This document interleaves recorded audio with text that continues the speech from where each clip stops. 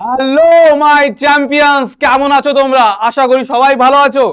আমি তোমাদের সঙ্গে তোমাদের শিবাই স্যার, তোমাদের নিজের প্ল্যাটফর্ম পিডব্লিউ বাংলা ফাউন্ডেশনে তোমাদের প্রত্যেককে ওয়েলকাম জানাচ্ছি। আজকে তোমরা অনেকে কমেন্ট করেছিলে যে স্যার গ্রামার নিয়ে আসুন, গ্রামার নিয়ে আসুন, গ্রামার নিয়ে আসুন। তাই আজকে কিন্তু গ্রামার ক্লাস নিয়ে এসেছি। ধৈর্য নিয়ে দেখবে। একটা ক্লাসে দেখো অনেক এরকম তোমরা ইউটিউবে ভিডিও পেয়ে যাবে যেখানে গ্রামারের আলাদা আলাদা পার্ট করে পোর্শন করে ভিডিও, কিন্তু এই গ্রামার ক্লাসটা, আজকের ক্লাসটা একটা ওয়ান শট ভিডিও। যেখানে তোমরা কি পাবে বলো তো? যেখানে তোমরা পাবে আর্টিকেল। আর্টিকেলটা স্যার কেন ইম্পর্টেন্ট? কারণ 3 নাম্বার মাধ্যমিকে 3 নাম্বার আসে এখান থেকে, আর্টিকেল এবং প্রিপোজিশন থেকে 3 নাম্বার আসে, এবং ক্লাস 9-এও গ্রামার পোর্শনে যে 20 নাম্বার ফাইনাল এক্সামে থাকে তার থেকে 3 নাম্বার এখানে থাকে। আচ্ছা, আর থাকে নাউন। নাউনের ডাইরেক্ট ইউজটা আমরা কখন করি? যখন আমরা বিভিন্ন সেন্টেন্সটাকে চেঞ্জ করতে চাই, নাউনটাকে ভার্ব করি, ভার্বটাকে নাউন করো, তখন কিন্তু এইসব নাউন, প্রিপোজিশন এগুলো সমস্ত কিছু আমাদের কাজে লাগে। তাহলে এই ক্লাসটা ক্লাস 9-এর স্টুডেন্টদের জন্য এবং ক্লাস 10-এর স্টুডেন্টদের জন্য বিশাল ইম্পর্টেন্ট।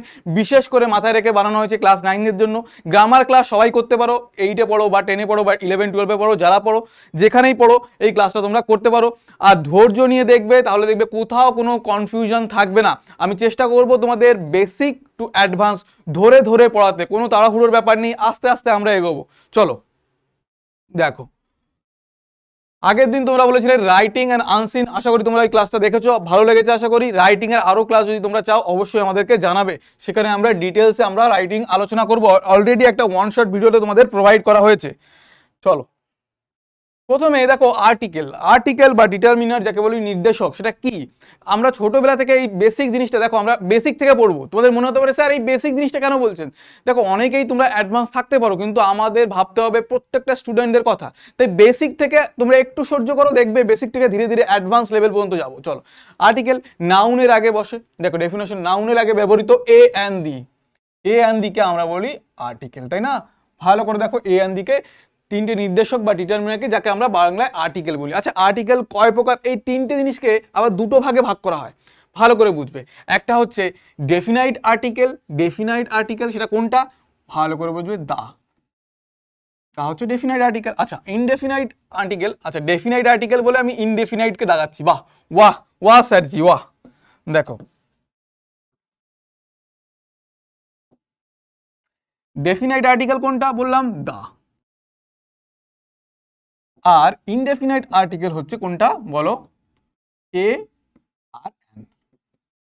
তাহলে মাই ডিয়ার স্টুডেন্ট, প্রথমে আমরা জানবো আর্টিকেল কাকে বলে, এ এন দি কে। আচ্ছা, এর মধ্যে দুটো ভাগ কি? ডেফিনাইট আর ইনডেফিনাইট। ডেফিনাইট কাকে বলে? নির্দিষ্ট করে যখন আমরা বোঝাই তখন আমরা ব্যবহার করি, তাই না? কোথায় কি ব্যবহার করি, এ এন দি ধীরে ধীরে সমস্ত বলবো। আগে দুটো ভাগ বোঝো, ভাগ বোঝা হয়ে গেল। চলো এবার দেখো,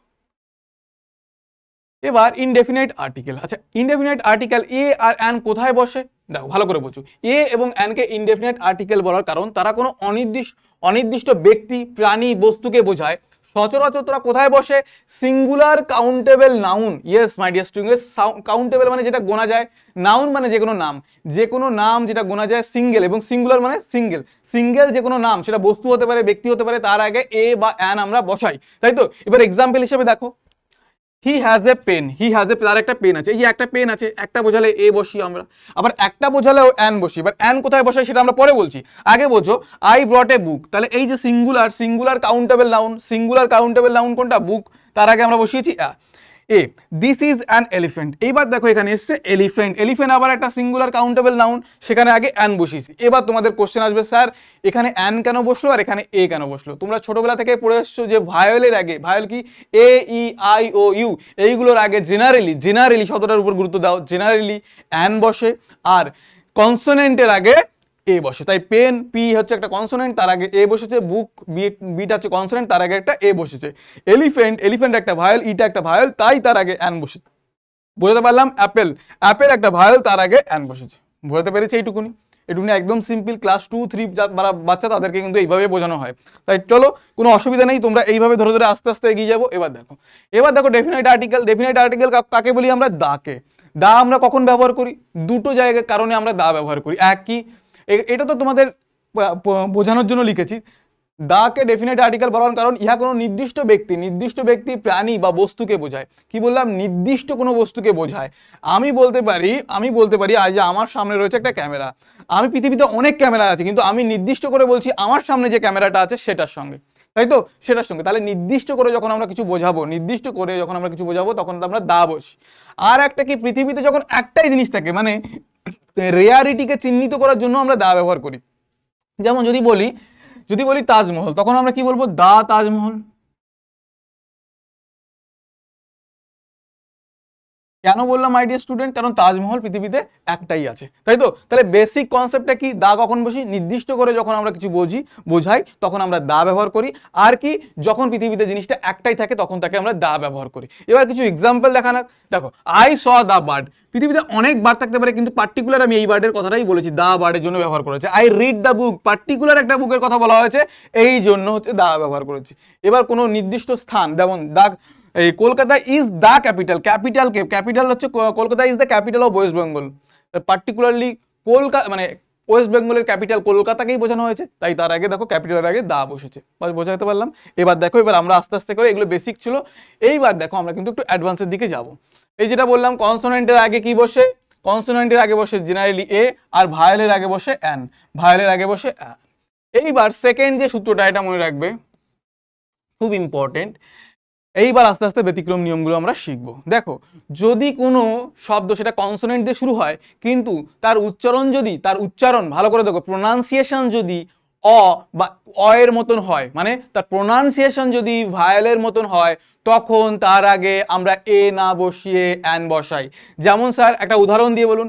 যেমন দেখো, অ্যান আওয়ার, স্যার এইচটা কি? স্যার এইচটা তো কনসোনেন্ট, কিন্তু স্যার এইচ এর আগে তাহলে আমাদের অ্যান কেন বসলো? তার কারণ আমরা যখন আওয়ার উচ্চারণ করছি তখন কি উচ্চারণ করছি? আওয়ার, তাই না? তাই এখানে কিন্তু অ্যান বসেছে। বোঝা পারলাম? অনেস্ট ম্যান, দেখো অনেস্ট উচ্চারণটা কি? অনেস্ট, ভালো করে বুঝবি এখানে my dear student, honest man. তাহলে এই অনেস্টের আগে এই জন্য কিন্তু অ্যান বসেছে। আচ্ছা, এখানে দেখো হিস্টোরিয়ান, হিস্টোরিয়ান। আচ্ছা, এই যে হিস্টোরিয়ান যখন আমরা প্রোনাউন্সিয়েশন করছি তখন এই হিস্টোরিয়ানটা কি অয়ের উচ্চারণ হচ্ছে না তো, তাই এইচ থাকলেও এখানে কিন্তু এ বসছে। তাহলে আমরা কি জানতে পারলাম? যখন কোনো কনসোনেন্টের প্রোনাউন্সিয়েশন হয় অয়ের মতন বা ভায়েলের মতন, তখন সেটা কনসোনেন্ট থাকলেও তার আগে আমরা অ্যান বসাই। Is it clear my dear student? তাই হর্সের উচ্চারণ দেখো, হর্স বাংলায় কেন আমি লিখছি, যাতে তোমরা ডিস্টিংগুইশ করতে পারো। দেখো হর্স, তাই এখানে এ বসেছে। এইবার এখানে দেখো অনেস্ট, কি আসছে? অ। এখানে দেখো আওয়ার, কি আসছে? আ। এই জন্য এ অ্যান বসেছে আর এই জন্য এ বসেছে। Is it clear? চলো এবার সেকেন্ড দেখো, থার্ড নাম্বার যে সূত্রটা সেটা ভালো করে বোঝো। শব্দের শুরুতে যদি ভায়েল থাকে, ভায়েলের আগে আমরা কি বসে আমরা জানি? ভায়েলের আগে আমরা জানি অ্যান বসে। কিন্তু একটা ব্যতিক্রম আছে। ব্যতিক্রম নিয়মটা কি মাই ডিয়ার স্টুডেন্ট? যদি ইউ এর উচ্চারণ বা প্রোনাউন্সিয়েশনটা যদি ইউ এর মতনই হয়, কিন্তু তার আগে অ্যান না বসে এ বসে, কি হলো স্যার? এটা কি বললেন? মাথার উপর দিয়ে গেল। ভালো করে শুনবে। বলছি ইউ এর আগে কি বসা উচিত? কারণ ইউতে যদি কোনো শব্দ শুরু হয় তোমরা বলবে স্যার এই আই ও ইউ তো ভায়েল, তাহলে ভায়েলের আগে আমরা বসি অ্যান। ঠিক আছে, একদম সঠিক। কিন্তু আমরা একটা সূত্র এখন জানলাম যে যদি ইউ থাকে কিন্তু ইউ এর উচ্চারণটা যদি একদম পার্টিকুলার ইউ এর মতনই হয়, মানে ইউ এর উচ্চারণ যদি ইউ এর মতনই হয়, তখন কিন্তু আবার অ্যান না বসে এ বসবে। তাহলে কেমন দেখো সেই জিনিসটা, দেখো ভালো দেখো। আচ্ছা, এখানে দেখো ইউনিফর্ম। এই যে ইউনিফর্ম যখন আমরা উচ্চারণ করছি, এই ইউ এর উচ্চারণই হচ্ছে ফর্ম, তাই দেখো ইউ এর উচ্চারণটা ইউ এর মতন হচ্ছে, তাই এখানে অ্যান না বসেছে এ। তারপর দেখো ইউনিভার্সিটি, ইউ এর উচ্চারণটা ইউ এর মতন হয়েছে, তাই কিন্তু বসেছে এ। আবার দেখো ইউজফুল মেটাল, এখানে ইউ এর উচ্চারণ ইউ এর মতন হয়েছে, তাই বসেছে এ। বুঝতে পারছি? এইবার দেখো, এবারটা আবার দেখো, এই ইউরোপিয়ান, ইউ এর উচ্চারণটা ইউ এর মতন হয়েছে, তাই ইউ এর মতন উচ্চারণ হলেই সেখানে কিন্তু আমরা এ বসাবো। বুঝতে পারছি? চলো দেখো, এইবার দেখো, এইবার ও দিয়ে গঠিত শব্দের পূর্বে অ্যান বসে। ও একটা ভায়েল, এই আই ও ইউ। কিন্তু ও যদি একটা ড্যাশের পূর্বে বসে, মানে দেখো যেমন একটা বোঝাচ্ছি, দেখো অ্যান ওপেন ফিল্ড, এটা তো ঠিক আছে, বুঝতে পারছো। An open heart operation surgery, এগুলো সব বুঝতে পারছো। অ্যান অপেরা, সব ঠিক আছে। এই যে দেখো, শুধুমাত্র ওয়ানের পূর্বে, দেখো ওয়ানের পূর্বে এ বসে, এটা ভালো করে বুঝবে। An open field, an open heart surgery, an Opera, an orange, A on, এই যে অন, এই অনের আগে যখনই 1 rupees coin, on eyed man, এই যে অন দিয়ে যখন কোনো সেন্টেন্স শুরু হবে, কি বললাম, অন দিয়ে যখন কোনো সেন্টেন্স শুরু হবে বা কোনো একটা শব্দ শুরু হবে, তখন তার আগে কিন্তু এ বসবে, অ্যান না বসে এ বসবে। আর একটা ব্যতিক্রম নিয়ম পেলে, এগুলো কিন্তু খাতায় নোট করবে। ইয়েস মাই ডিয়ার স্টুডেন্ট, খাতায় নোট করবে। আচ্ছা, আর একটা দেখো, অ্যাব্রিভিয়েশন, অ্যাব্রিভিয়েশনের আগে কি বসবে, যখন অ্যাব্রিভিয়েশন কোনগুলো বলি, যেমন এই দেখো এরকম ডট ডট দিয়ে লিখি এম বি বি এস, তাই না? অ্যাব্রিভিয়েশনের আগে জেনারেলি কি বসে, অ্যান বসে, জেনারেলি বসে অ্যান, সবসময় দেখবে অ্যাব্রিভিয়েশন যখন তোমাদের দেবে তখনই বুঝবে যে অ্যান বসার পসিবিলিটি সব থেকে বেশি, যদি তার উচ্চারণটা ভাইলের মতন হয়। আচ্ছা, বিএসসি, শুধুমাত্র বিএসসিটা দেখো, বিএসসির আগে শুধুমাত্র এ বসবে, বাকি এম এর আগে, বি এর আগে, এম এর আগে অ্যান বসবে, কারণ উচ্চারণটা দেখো এই এর মতন। আচ্ছা, আর দেখো এমবিবিএস এর আগে অ্যান বসবে, কিন্তু বি এর আগে বসবে, বি এর আগে বসবে এ। ডিস্টিংগুইশ করার জন্য আলাদা করে দিয়ে দিই তোমাদের, দাঁড়াও।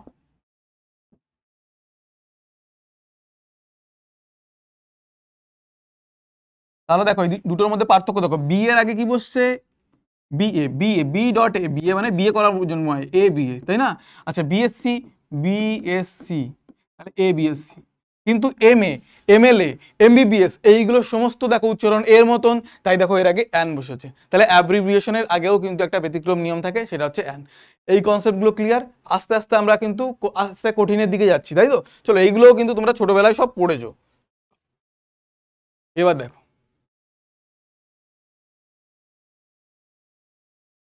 Few, little, good, many, lot of, good deal, এইগুলোর পরে এইগুলো প্লুরাল ইত্যাদি প্লুরাল নাউনের পূর্বে এ বা অ্যান বসে। কি বললাম, few, little, good, many, lot of, good deal, এই শব্দগুলো লিখে রাখবে, এইগুলোর পরে এ বা অ্যান বসে। উদাহরণ হিসেবে দেখো, I have a few friends, এই যে ফিউর আগে, ফিউ মানে অনেকগুলো বোঝালেও কিন্তু তার আগে কিন্তু ফিউ মানে একের থেকে নিশ্চয়ই বেশি বোঝাচ্ছে, কিন্তু তারপরেও এটার সঙ্গে এ বসে, এটা কিন্তু আলাদা। দেখো, আমরা বলি এ লট অফ, আমরা বারবার তো বলি এ লট অফ বুকস, ভালো করে দেখো এ লট অফ, এখানে কিন্তু এ বসছে। তারপর দেখো, the rich man has a good deal, এই যে এ গুড ডিল, এগুলো কিন্তু মার্ক করবে। এই যে শব্দগুলো লিখে দিলাম, এগুলো সমস্ত কিন্তু 6 নম্বর ব্যতিক্রম নিয়ম, এগুলো কিন্তু লিখে রাখবে। আচ্ছা, 7 নাম্বারটা দেখো, কোনো সংখ্যাবাচক শব্দ, সংখ্যাবাচক শব্দ কাকে বলি, 100, মিলিয়ন, ডজন, এইগুলো সমস্ত কিছুর আগে কিন্তু এ বসে, এইগুলো সমস্ত কিছুর আগে কিন্তু এ বসে। আবার 7 নাম্বার নিয়ম, তাহলে কি বললাম, a dozen, a 100, a 1000, a million, a couple, a score. বলতে পারছি? তাহলে কোন দুটো জিনিস তোমাদের মুখস্থ করতে হবে sir, few, little, good, many, lot of, good deal, এইগুলোর পরে এ বা অ্যান বসে, যেমন ইউজ হবে তার সামনে। আর কি বললাম, ডজন, 100, 1000, মিলিয়ন, কাপল, স্কোর, এইরকম সংখ্যাবাচক শব্দের সঙ্গে সবসময় এ বসে। তাহলে a million, A 100, A score, ঠিক আছে? এরকম করে কিন্তু হবে। তাহলে এ বা অ্যান এর ব্যতিক্রম নিয়মগুলো তোমরা জেনে গেলে। চলো এগিয়ে যাওয়া যাক। দেখ, ইউজ অফ ডেফিনাইট আর্টিকেল বা দা আমরা কখন বললাম, দুটো জায়গায় ব্যবহার করি। এক, নির্দিষ্ট করে যখন আমরা বোঝাই তখন কিন্তু আমরা দা ব্যবহার করি, পৃথিবীতে একটা থাকলে দা ব্যবহার করি। আচ্ছা, এক জাতীয় সকলকে বোঝাতেও সিঙ্গুলার কমন নাউন হিসেবে, সিঙ্গুলার কমন নাউন, নাউনটা যখন পড়াবো তখন এটা ভালো করে আরো বোঝাবো, তখন কিন্তু দা ব্যবহার করা হয়। যেমন the cows gives us milk, এই কাউ বলতে এই কাউজ গরুর সমষ্টিকে বোঝাচ্ছে, মানে গরু জাতটাকে বোঝানো হয়েছে, গরুরা আমাদেরকে দুধ দেয়। এইখানে দা কাউ বলতে সেই গরুটাকে বোঝানো হয়েছে। The rose is beautiful flower, এই যে রোজ জাতীয় বা সমষ্টিকে বোঝানো হয়েছে, পুরো রোজ বা গোলাপ ফুলগুলোকে বোঝানো হয়েছে, গোলাপ ফুলদের বোঝানো হয়েছে, সেই জন্য কিন্তু দা ব্যবহার করা হয়েছে। চলো আর কি ব্যতিক্রম নিয়ম আছে দেখো। এবার দেখো, মানব জাতি, ম্যান এবং উইমেনের আগে দা বসে না, এটা কিন্তু ভালো করে মনে রাখবে। মানব জাতি বা দ্য ম্যান এবং উইমেনের আগে দা বসে না। যেমন দ্য ম্যান ইজ মর্টাল, এটা কিন্তু incorrect, the man is mortal, এটা কিন্তু ইনকারেক্ট, দ্য ম্যান কিন্তু হবে না। এখানে কি হবে মাই ডিয়ার স্টুডেন্ট, শুধু ম্যান ইজ মর্টাল, এইটা কিন্তু মনে রাখবে। আচ্ছা, এরপর এরপরে দেখো নদী, সাগর, উপসাগর, পর্বতশ্রেণী, জাহাজ, ধর্মগ্রন্থ, প্রত্যেকটা ইম্পর্টেন্ট জিনিস যেগুলো the mountain, the sea, the river, যেমন দ্য গীতা, দ্য কোরআন, প্রত্যেকটা এরকম ধর্মগ্রন্থ, মাউন্টেন, উপসাগর, পর্বতশ্রেণী সমস্ত কিছুর আগে কি বসে? দা বসে। এগুলো একদম সিম্পল বাচ্চাদের জিনিস। দেখো যেমন আমরা কি বললাম, the Andaman, the Himalayas, the Titanic. ধর্মগ্রন্থের আগে the holy Quran, the daily sun. দেখো এইরকম কিন্তু কিন্তু সমস্ত জিনিসগুলোর আগে কিন্তু দা বসে। চলো এবার দেখো আর কি কি আছে। হ্যাঁ, তারিখের নামের পূর্বে কিন্তু দা বসে। যেমন আমরা যদি বলি, এইটা কিন্তু কি ইম্পর্টেন্ট, স্টার মার্ক করে রাখো, তারিখের নামের পূর্বে কিন্তু দা বসে। যেমন the 10th March, 10th March, March এই তারিখটার আগে কিন্তু দ্য 10th মার্চ আমরা কিন্তু বলবো, বা এ 10th মার্চ কিন্তু, বা অ্যান 10th মার্চ কিন্তু বলবো না, দ্য 10th মার্চ। ওই পার্টিকুলার ওই তারিখটাই কিন্তু বোঝানো হয়েছে বা হাইলাইট করা হয়েছে, এই জন্য কিন্তু এটা দা বসবে। জাতি ও সম্প্রদায়ের নামের পূর্বেও কিন্তু দা বসে। জাতি যেমন যদি বলতি সম্প্রদায়, the SC community, the ST community, তখন কিন্তু একটা সম্প্রদায়কে বোঝাচ্ছি বা জাতিকে বোঝাচ্ছি, তখন কিন্তু আমরা দা ইউজ করব। চলো ঠিক আছে, সমস্ত কনসেপ্ট ক্লিয়ার। এবার এগিয়ে যাওয়া যাক। দেখো এবার দেখো the rich, the poor, the Muslim, এগুলো আগেই তোমাদের বলে দিয়েছি। আচ্ছা, আর একটা জায়গায় দা বসে, সেটা হচ্ছে সুপারলেটিভ ডিগ্রি। ডিগ্রিতে যখন আমরা করি, 3টে ডিগ্রি আছে, পজিটিভ, কম্পারেটিভ আর সুপারলেটিভ। সুপারলেটিভ ডিগ্রিতে আমরা দায়ের ব্যবহার শিখেছি। যেমন একটা সুপারলেটিভ ডিগ্রির উদাহরণ দিই, he is the best boy in the class. সেই বালকটা, মানে ওই বালকটা ওই ক্লাসের সব থেকে ভালো ছেলে, এই বালকটা ক্লাসের সব থেকে ভালো ছেলে, সব থেকে ভালো ছেলে, এই জন্য বোঝানোর জন্য দ্য বেস্ট বয় বোঝানো হয়েছে, এই জন্য আমরা এখানে দা ইউজ করেছি। বুঝতে পারছি? তাহলে সুপারলেটিভ ডিগ্রিতেও আমরা দা ব্যবহার করি। তাহলে দাটাকে আমরা যদি সামারাইজ করি, যেটুকুনি আমরা পড়লাম, সেটা কি? এ অ্যান আর দি কোথায় বসে? এ একটা যেখানে আছে সেখানে এ বসে, কিন্তু সেটা কি হতে হবে? কনসোনেন্ট। আর ভায়েলের আগে জেনারেলি বসে অ্যান। কিন্তু এইচ এর উচ্চারণ যদি অয়ের মতন হয়, এইচ এর উচ্চারণ বা কনসোনেন্টের উচ্চারণ যদি ওয়ের মতন হয়, তখন আমরা এ না বসিয়ে সেখানে অ্যান বসাই। আবার ইউ এর উচ্চারণ যদি ইউর মতন হয়, সেখানে আমরা অ্যান না বসিয়ে বসাই এ। আবার অন দিয়ে কোনো যদি শব্দ শুরু হয়, সেখানে জেনারেলি আমাদের উত্তর হওয়া উচিত অ্যান, কিন্তু বসবে কি? এ। তাহলে অন দিয়ে যখন কোনো শব্দ শুরু হবে, তখন কিন্তু সেখানে এ বসবে অ্যানের পরিবর্তে। এইগুলো ব্যতিক্রম রুল ছিল। আর কি ছিল? দ্য ম্যান, দ্য ওম্যান, এগুলো হতে পারে, কিন্তু যখন ম্যান ইজ মর্টাল বলবো, তখন কিন্তু দ্য ম্যান ইজ মর্টাল কিন্তু হবে না, তখন শুধু ম্যান ইজ মর্টাল, এটা কিন্তু মনে রাখতে হবে। আর কোথায়? সুপারলেটিভ ডিগ্রিতে আমরা কিন্তু দা ইউজ করি। যেমন he is the best boy in the class, বুঝতে পারলাম। আর পর্বতশ্রেণী, ধর্মগ্রন্থ, প্রত্যেকটা নির্দিষ্ট করে যখন আমরা কিছু বোঝাবো বা পৃথিবীতে যেগুলো একটা আছে, সেগুলোর আগে আমরা দা ব্যবহার করে থাকি। Is it clear? চলো এবার আমরা কিছু কোশ্চেন আনসার প্র্যাকটিস করি। আশা করি দেখে আর কিছু রুলস আছে। চলো এবার দেখো, একটা দুটো এক্সেপশন কেসও তোমাদের বলে দিই, যদিও এটা মাধ্যমিকের জন্য বা ক্লাস 9-এর জন্য একটু বেশি হয়ে যাচ্ছে, তাও আমি তোমাদের এটা শেখাতে চাই। দেখো, কখন নো আর্টিকেল বসবে? যখন দিস টাইপ অফ, এই ধরনের শব্দ যখন সেন্টেন্স যখন শুরু হবে, this type of, what type of, this kind of বা what kind of, this sort of বা হোয়াট শর্ট অফ, এই ধরনের শব্দ দিয়ে শুরুতেই যখন কোনো সেন্টেন্স শুরু হবে, সেই সেন্টেন্সে কোনো রকম আর্টিকেল বসবে না। এগুলোর আগে নো আর্টিকেল। নো আর্টিকেল মানে নো এ আন দি, এগুলো বসবে না, ক্রস বসবে না, এইগুলোর পরে কোনো আর্টিকেল বসবে না। আচ্ছা দেখো, for habitual action or natural things বলছে নো আর্টিকেল ইজ ইউজড। বলছে হ্যাবিচুয়াল অ্যাকশন, যদি তোমার কোনো হ্যাবিচুয়াল অ্যাকশন থাকে বা কোনো একটা প্রাকৃতিক জিনিস থাকে, যদি বলতে পারি গ্রাস ইজ গ্রিন, এর আগে কিন্তু কোনো রকম কোনো আর্টিকেল বসবে না। যেমন গ্রাস ইজ গ্রিন বললাম, তার মানে ঘাসটা হচ্ছে সবুজ, এই ন্যাচারাল জিনিসের আগে কোনো রকম কোনো আর্টিকেল বসবে না। কিন্তু এখানে একটা এক্সেপশন আছে, যদি পার্টিকুলারলি কোনো জায়গার একটা ঘাস বোঝায়, আমি বললাম the grass of botanical garden is green, তখন পার্টিকুলারলি বোটানিক্যাল গার্ডেনের ঘাসগুলোকে বোঝানো হয়েছে, এই জন্য তার আগে আর্টিকেল বসলো, দা বসলো। কিন্তু আমি যদি বলতাম গ্রাস ইজ গ্রিন, তখন কিন্তু এটা একটা জেনারেল স্টেটমেন্ট, সত্য বাক্য এবং ন্যাচারাল জিনিস, তার আগে কিন্তু কোনো আর্টিকেল বসবে না। বুঝতে পারছি? এই দেখো একটা উদাহরণ দিয়ে দেখি। দেখুন, গ্রাস ইজ গ্রিন, এটা বোঝাতে পারলাম। আচ্ছা, I take lunch at 1 PM, এটা হচ্ছে কি? হ্যাবিচুয়াল ঘটনা। কি বললাম? ন্যাচারাল জিনিসের আগে বসবে না, আর হ্যাবিচুয়াল ঘটনার আগে বসবে না। I take lunch at 1 PM, এটা একটা হ্যাবিচুয়াল ঘটনা, তাই বসেনি। কিন্তু দেখো, এটা ভালো করে বলবো, but if any specific event, কিন্তু কোনো যদি স্পেসিফিক ইভেন্ট, তুমি একটা বিয়ে বাড়ি গেছো, কোনো একটা শ্রাদ্ধ বাড়ি গেছো, কোনো একটা নিমন্ত্রণ বাড়ি গেছো, তখন যদি আমরা এরকম স্পেসিফিক্যালি বলে দিই, মানে নির্দিষ্ট করে বলে দিই, তখন কিন্তু ওটা হ্যাবিচুয়াল হলেও, হ্যাবিচুয়াল শব্দ মনে হলেও সেখানে আমাদের কিন্তু আর্টিকেল বসবে। যেমন ভালো করে বুঝবে, but if any specific event or place is mentioned, then we use article before them। যেমন দেখো ভালো করে বোঝো, কি বললাম, ন্যাচারাল জিনিসের আগে দা বসবে না, কিন্তু এখানে দেখো the grass of botanical garden is beautiful, botanical গার্ডেনের গ্রাসগুলো কিন্তু খুব সুন্দর।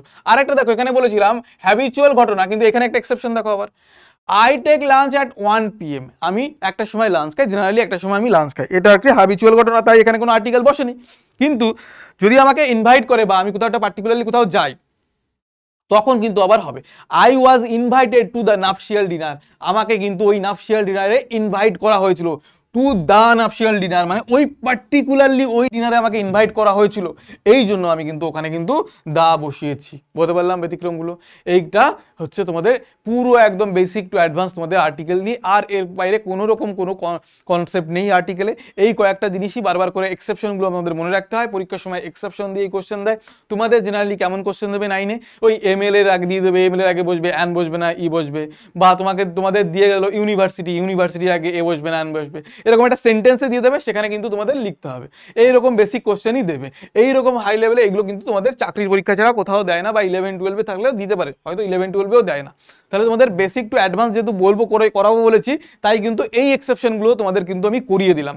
এখানে কিন্তু তোমরা ক্লাস 9-এর জন্য কোথাও এইরকম ধরনের এক্সেপশন রুলসগুলো তোমরা কোথাও পাবে না, আমি এইটুকুনি তোমাদের গ্যারান্টি দিতে পারি। ইউটিউব ঘেটে দেখে নাও তোমরা ক্লাস 9-এর জন্য। For me breakfast is the, দেখো বেস্ট, এটা কি সুপারলেটিভ ডিগ্রি, সুপারলেটিভ ডিগ্রির আগে কি বলেছিলাম, দা বসবে, তখন কি হবে, is the best meal of the day, তাহলে option number C is the right answer. তারপর এটা দেখো কয়েকটা করিয়ে দিই তোমাদের, football is the most popular sport in the world, তাহলে দা হবে, দ্য মোস্ট, আবার দেখো সুপারলেটিভ ডিগ্রি যেমন শিখেছিলাম, তার বাইরে কি কোনো কোশ্চেন আছে, ভালো করে বুঝবে। দেখো দেখো চিলড্রেন, দ্য চিলড্রেন, এটা তো the children recited a poem, একটা পোয়েম করেছিল, এখানে আ হয়ে গেল। আচ্ছা, in the honour, in the honour of the prime minister, prime minister particularly অনারের উপর, প্রাইম মিনিস্টারের অনারের উপর কিন্তু হয়েছিল, the children recited a poem in the honour of the prime minister. তাহলে কোন অপশনটা ঠিক হলো বলো তো, the a the the, the a the the, option number D is the correct answer, তাই তো? দেখো এরপরে দেখো,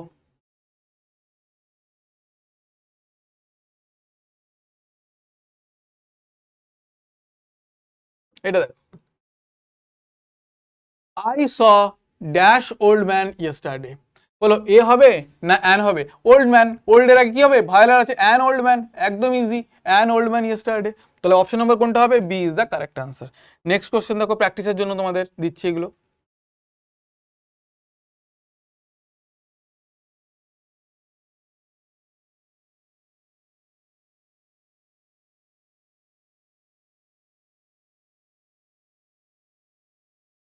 এটা দেখো, they wanted to hear dash end of the story, they wanted to hear the end of the story, এন্ডে দেখো particularly বলছে যে তারা শুনতে চায় গল্পের শেষ অংশটা, তাই পার্টিকুলারলি শেষ অংশটা শুনতে চায়, এই জন্য এখানে হয়ে গেল the end of the story, তাহলে কোনটা হয়ে যাবে, option number C is the right answer. বলতে পারলাম? তাহলে আর্টিকেল নিয়ে আশা করি কোনো রকম কোনো কনফিউশন নেই। এবার আমরা নেক্সট আমাদের টার্গেট যেটা সেটা এগিয়ে যাই, চলো। Preposition, yes my dear student, preposition যেটাই তোমাদের অনেক রকম কনফিউশন হয়, দেখো আজকে আমরা সেটা একদম ইজিতে ডিটেলে আমরা পড়বো।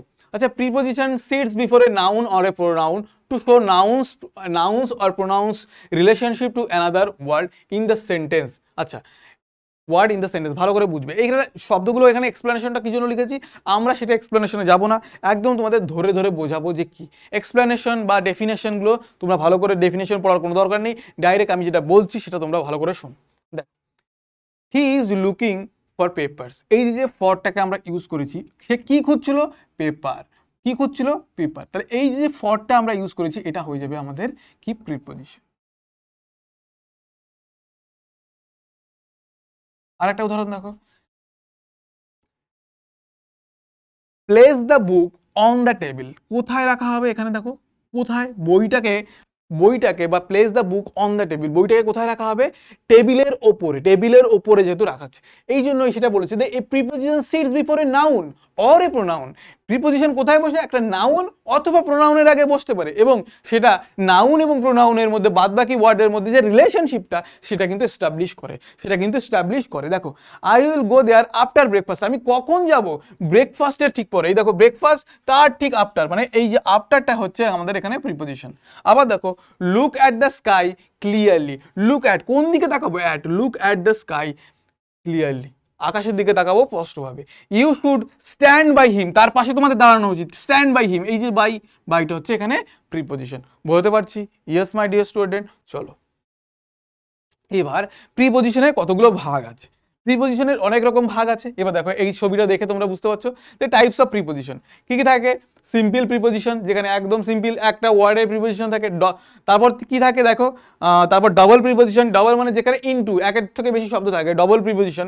Compound preposition, phrasal preposition. আচ্ছা পার্টি, এগুলো সমস্ত ভাগগুলো আমি তোমাদের লিখে দিয়েছি, জাস্ট নোট করবে। এবার কোন ভাগকে কি ডেফিনেশন করা হয় সেটা এবার দেখো, সেটা এবার তোমাদের বলি আমি। এই যে types of preposition, simple preposition, when a preposition consist of one word, যখন একটা প্রিপোজিশন একটা শব্দ দিয়ে গঠিত হয় সেটাকে বলে simple preposition. Double preposition, when a preposition consist of more than one word, একের বেশি শব্দ দিয়ে যখন প্রিপোজিশন গঠিত হয় তখন তাকে ডবল প্রিপোজিশন বলা হয়। স্যার এর উদাহরণগুলো দেবে না? অবশ্যই দেবো, চিন্তা করছো কেন, উদাহরণ দেবো। দেখো compound preposition consist of two or more words, compound preposition হচ্ছে ডবলের থেকে বেশি, এক বা দুইয়ের থেকে বেশি থাকবে, দুটো থাকবে অথবা দুয়ের বেশি থাকবে, দুটো থাকবে বা দুটোর বেশি থাকবে। যখন দুটো শব্দ বা দুটো শব্দের বেশি নিয়ে একটা প্রিপোজিশন গঠিত হয় তখন তাকে আমরা বলবো কম্পাউন্ড প্রিপোজিশন। আর কি আছে? Participle preposition consist of words that's end in ING, মানে যে প্রিপোজিশনগুলো আইএনজি দিয়ে শেষ হয় সেটাকে বলবো কি, পার্টিসিপেল প্রিপোজিশন। আর কি দেখো স্যার, এগুলোর উদাহরণ দিয়ে দেবো, সবার করো, তাই না? একটু দাঁড়াও। ডিসগাইজ প্রিপোজিশন, আচ্ছা দেখো by can be changed into be, on into a, and of can be changed into ও।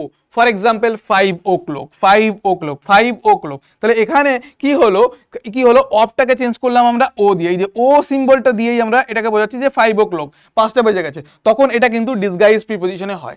এত লেভেল পর্যন্ত যেতে হবে না, বেসিকগুলো জানো। আচ্ছা ফ্রেজ প্রিপোজিশন, একটা ফ্রেজ হিসেবে যখন আমরা প্রিপোজিশনকে ইউজ করি তখন সেটাকে ফ্রেজ প্রিপোজিশন বলা হয়। এইগুলোর উদাহরণগুলো ভালো করে এবার দেখো, এগুলো বললাম। দেখো simple preposition, example in, at, to, for, of, এগুলোকে বলে সিম্পল প্রিপোজিশন। ডবল প্রিপোজিশন কোনগুলো দেখো, ইনটু বললাম না, ইনটু, আপ টু, উইদিন, একের থেকে বেশি শব্দ নিয়ে যুক্ত, ইন প্লাস টু এই দুটো নিয়ে গঠিত হয়েছে ইনটু, আপ প্লাস টু এই জন্য গঠিত হয়েছে up to, with plus in, within গঠিত হয়েছে, এটা হচ্ছে ডবল প্রিপোজিশন। এবার দেখো কম্পাউন্ড প্রিপোজিশন, দেখো ইন ফ্রন্ট অফ, ঘরের সামনে যখন আমরা ব্যবহার করি in front of my house, তাহলে এটা কম্পাউন্ড, দুই বা দুইয়ের বেশি শব্দ নিয়ে এই প্রিপোজিশনটা গঠিত হয়েছে। আচ্ছা ফ্রম, অ্যাক্রস, আচ্ছা অ্যাকর্ডিং টু, আমরা এই শব্দগুলো সব ব্যবহার করি, এগুলো সমস্ত কি প্রিপোজিশন। আচ্ছা এবার দেখো পার্টিসিপেল প্রিপোজিশন, মানে যেগুলো আইএনজি দিয়ে শেষ হয়, কোনগুলো, যেমন কনসার্নিং, আচ্ছা রিগার্ডিং, কনসিডারিং, দেখো সমস্ত কিছু আইএনজি দিয়ে শেষ হচ্ছে, শেষে কিন্তু আইএনজি আছে, তাহলে এগুলোকে আমরা কোন প্রিপোজিশন বলবো, পার্টিসিপেল প্রিপোজিশন। তারপর এটা দেখো ডিসগাইজ প্রিপোজিশনটা তো বললাম, এই যে 5 o'clock। আচ্ছা ফ্রেজ প্রিপোজিশনটা দেখো, ফ্রেজ প্রিপোজিশন মানে যে ফর এক্সাম্পল অ্যাকর্ডিং টু, এটাও ফ্রেজ প্রিপোজিশন। দেখো এইটা দুটো প্রিপোজিশন, অ্যাকর্ডিং টু এটা ফ্রেজ প্রিপোজিশনেও পড়ে, আবার দেখো এটা কম্পাউন্ড প্রিপোজিশনেও পড়ে, কারণ একের থেকে বেশি শব্দ দিয়ে তৈরি প্রিপোজিশন, তাহলে একটার মানে যে অন্যটা পড়বে না সেটা কিন্তু নয়। আচ্ছা বাই মিনস অফ, দেখো এটা একটা ফ্রেজ। ওয়িং টু, এটাও একটা ফ্রেজ। এটাকে যদি আমরা কম্পাউন্ড প্রিপোজিশনেও ফেলতে পারি, আবার ফ্রেজ প্রিপোজিশনেও ফেলতে পারি, দেখেছো কি মজার না এটা। চলো এবার দেখো এর এক্সাম্পলগুলো। এইবার আমরা কি বললাম, প্রিপোজিশনগুলো বুঝে নিলাম যে এর ক্লাসিফিকেশনটা কি। স্যার ক্লাসিফিকেশন কি পরীক্ষায় আসবে? একদমই না, এটা তোমাদের বেসিক নলেজ প্রোভাইড করার জন্য ক্লাসিফিকেশনটা আমি পড়াচ্ছি। দেখো অন্য জায়গায় ডাইরেক্ট প্রিপোজিশনে ঢুকে যাবে, ইন, অন টু, অফ, কিচ্ছু বোঝাবে না যে প্রিপোজিশন কি, কত রকমের হয়, কোনটা কি ফ্রেজ প্রিপোজিশন, কোনটা সিঙ্গেল প্রিপোজিশন, কোনটা ডাবল প্রিপোজিশন, এগুলো তোমরা পাবে না। যেহেতু আমাদের ক্লাসটা বেসিক টু অ্যাডভান্স, তাই আমাদের ওই জিনিসগুলো বলতে হচ্ছে। হয়তো তোমাদের এটা ধৈর্য নিয়ে শুনতে হচ্ছে, কিন্তু এটা কিন্তু বললে তোমাদের বেসিক একবার একবার থেকে দুবার যদি ভিডিওটা দেখো তোমাদের বেসিকটা ক্লিয়ার হবে, আর বেসটা যখন ক্লিয়ার হবে না তখন সেই বেসের উপর বেস করে আমরা অনেক কিছু তৈরি করতে পারি, অনেক বড় জিনিস তৈরি করতে পারি, সেটা কিন্তু তোমরা মনে রাখবে। এবার দেখো আমরা চলে আসছি ইন আর ইনটু, কোথায় করার ব্যবহার, যেটা তোমাদের পরীক্ষায় আসবে। ইন মানে হচ্ছে পজিশন, পজিশন ব্যবহার করতে পারি, যেমন ইন দ্য রুম, কি বললাম, ইন দ্য রুম। আচ্ছা স্যার ইনটু দ্য রুম হবে? অবভিয়াসলি হবে, ইনটু দ্য রুমও হয়। আমি এটা ইনটু দ্য একটা অন্য উদাহরণ দিচ্ছি, তাহলে তোমাদের ভালো ক্লিয়ার হবে, ইনটু দ্য পয়েন্ট। আচ্ছা যখন ইন আমরা কিসে ব্যবহার করি? পজিশনে ব্যবহার করি, যে ইন কোথায় আছে, জিনিসটা বা বস্তুটা ব্যক্তিটা কোথায় আছে তার পজিশন ব্যবহার করতে। আর ইনটু ব্যবহার করি আমরা সবসময় মুভমেন্ট, ইনটু সবসময় একটা মুভমেন্টে ব্যবহার করি। মানে ধরো ইনটু দ্য ক্লাস, তুমি ক্লাসে প্রবেশ করলে, স্যার ক্লাসে প্রবেশ করলো, into the class, into the point, তুমি নদীতে ঝাঁপ দিলে, তার মানে এটা একটা মুভমেন্ট বোঝাচ্ছে। ইনটু মানে কোনো একটা চলমান ব্যাপার বোঝায়, যেটা ঘটছে, ঠিক আছে? তাহলে ইনটু দ্য পয়েন্ট, তার মানে মুভমেন্ট বোঝাতে বোঝাতে ইনটু, আর ইন হচ্ছে পজিশন বোঝাতে, কোথায় আছে, অ্যাকচুয়ালি আছে কোথায়। এবার দেখো অন, অন ঠিক সেরকমই, অন হচ্ছে তার ঠিক ওপরে, পজিশন বোঝাতে হবে, যেমন অন দ্য টেবিল। আচ্ছা আপন, ঠিক আপনটা ঠিক, কিন্তু আপনটা পজিশন বোঝায়, কিন্তু সেটাকে মুভমেন্ট বোঝায়, মুভমেন্ট। যেমন ইনটুকে একটা মুভমেন্ট বোঝায়, আপনও কিন্তু অনের ঠিক একটা মুভমেন্ট পজিশন যখন হয়, অনের একটা মুভমেন্ট পজিশন হয়, তখন সেখানে কিন্তু আমরা আপন ব্যবহার করি। ভালো করে বুঝবে, এক্সাম্পল দিয়ে দিয়েও করবো, আগে বুঝে নাও ব্যাপারটা। ওভার আর অ্যাবোভ, অ্যাবোভ দেখো দুটোই মাথার ওপরে থাকে, যখন মাথার উপরে বা কোনো কিছুর একটা ওপরে যখন থাকে তখন আমরা অ্যাবোভ বা ওভার ব্যবহার করি। এবার আমাদের কনফিউশন হয় স্যার কোথায় অ্যাবোভ ব্যবহার করব আর কোথায় ওভার ব্যবহার করব। যখন তোমাদের ডিস্টেন্সটা লিমিটেড, মানে সিলিংয়ে ঢুকে রয়েছে, তখন আমাদের কি হবে? ওভার, তাই না? কিন্তু যখন ডিস্টেন্সটা আনলিমিটেড ডিস্টেন্সে তখন কিন্তু সেটা কি হয়ে যায়? অ্যাবোভ হয়ে যায়। বুঝতে পারলাম? তাহলে কি লিমিটেড ডিস্টেন্সে আমরা ওভার, আর আনলিমিটেড ডিস্টেন্সে অ্যাবোভ, বাস। এবার যখন এক্সাম্পল দিয়ে বোঝাবো তখন বুঝবে। বিসাইডস আর বিসাইড, আচ্ছা বিসাইডস আর বিসাইড আমাদের কনফিউশন। বিসাইড মানে কি? পাশে, মানে বললাম রাম আমার পাশে বসে আছে, তাহলে তখন আমরা কি ব্যবহার করবো? বিসাইড, সে আমার পাশে বসে আছে। আর যদি আমরা শব্দটা ইউজ করি বিসাইডস, একটা এস যোগ করে দিই, তখন কি হয়ে যায় আমাদের? বিসাইডস মানে হচ্ছে additional, besides this I can do this, মানে এটা ছাড়া আমি আর একটা জিনিস করতে পারি, বিসাইড, তাই না? তখন ওটা হয়ে যায় কি আমাদের? অ্যাডিশনাল। তাহলে অ্যাডিশনাল জিনিসটাকে ইউজ করতে গেলে আমি বিসাইডস ব্যবহার করি। আর পজিশন, যে রাম আমার পাশে আছে, এই জায়গায় আছে, রাম এখানে আছে, তখন পজিশনটাকে নির্দিষ্ট করতে গেলে তখন আমাদের কি বোঝা হয়? তখন বিসাইড ব্যবহার করা হয়। বুঝতে পারলাম? যেমন beside studying, STUDING, studying, he is also working, beside মানে পড়াশোনার পাশাপাশি সে কাজ করছে। এই যেখানে কি হলো? বিসাইডস এস, মানে আর একটা অ্যাডিশনাল কোনো একটা কাজ বা কোয়ালিটি তোমার বোঝাতে বিসাইডস ব্যবহার করি। আর বিসাইড বলি কখন? যখন সে আমার পাশে রয়েছে। তাহলে রাম ইজ বিসাইড মি।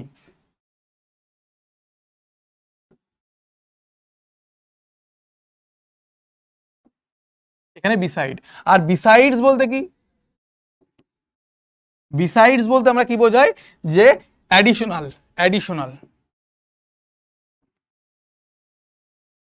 বুঝতে পারছি মাই ডিয়ার স্টুডেন্ট? চলো এবার দেখো সিন্স আর ফর, আবার সেই সিন্স আর ফর, এটা তোমাদের আগেও আমি একবার একটা অন্য যখন তোমাদের একটা ক্লাসের শেষে, চ্যাপ্টারের শেষে একটা গ্রামার আমরা করাই মাঝে মাঝে, চ্যাপ্টারের শেষে গ্রামার থাকে এক্সারসাইজে, সেখানেও কিন্তু আমরা এটা বলেছিলাম। সিন্স মানে স্পেসিফিক পয়েন্ট অফ টাইম, আচ্ছা ফর মানে পিরিয়ড অফ টাইম। মানে আমি ধরলাম তুমি 4 ঘন্টা ধরে পড়াশোনা করছো, তাহলে এই যে 4 ঘন্টা একটা নির্দিষ্ট পিরিয়ড অফ টাইমকে বোঝাচ্ছে, 4 ঘন্টা ধরে পড়ছো, সেই জন্য আমরা কি বলছি? 4 ঘন্টা ধরে পড়ছো নির্দিষ্ট সময়। আর স্পেসিফিক পয়েন্ট অফ টাইম মানে কি? তুমি আজ সকাল থেকে বৃষ্টি শুরু হয়েছে, মানে শুরুটা বলে দেওয়া আছে, স্টার্টিং পয়েন্টটা তোমাদের বলে দেওয়া থাকে, সিন্সে স্টার্টিং পয়েন্টটা বলে দেওয়া থাকে, স্টার্টিং পয়েন্ট is mentioned। আচ্ছা এইবার দেখো বিটুইন, অ্যামং আর অ্যামংগেস্ট, তার মধ্যে থেকে বিটুইনটা তোমরা ভালো করে বোঝো। দুটো পার্সনের মধ্যে যখন ভাগ হবে, দুটো পার্সনের মধ্যে যখন চুজ করতে হবে, তখন আমরা ব্যবহার করি বিটুইন, মানে দুজনের মধ্যে। আচ্ছা among, for more than 2 person, যখন দুজনের বেশি থাকবে তখন আমরা ব্যবহার করব অ্যামং। দুজনের বেশি বা দুটো অবজেক্টের বেশি থাকবে তখন আমরা অ্যামং ব্যবহার করব। আর দুটো থাকলে আমরা ব্যবহার করব বিটুইন। তাহলে বিটুইন আমরা কখন ব্যবহার করবো মাই ডিয়ার স্টুডেন্ট? দুজনের মধ্যে একজন যখন আমরা ব্যবহার করবো, দুটো জিনিসের মধ্যে একটা জিনিস যখন আমরা ব্যবহার করবো, তখন আমরা ব্যবহার করবো বিটুইন।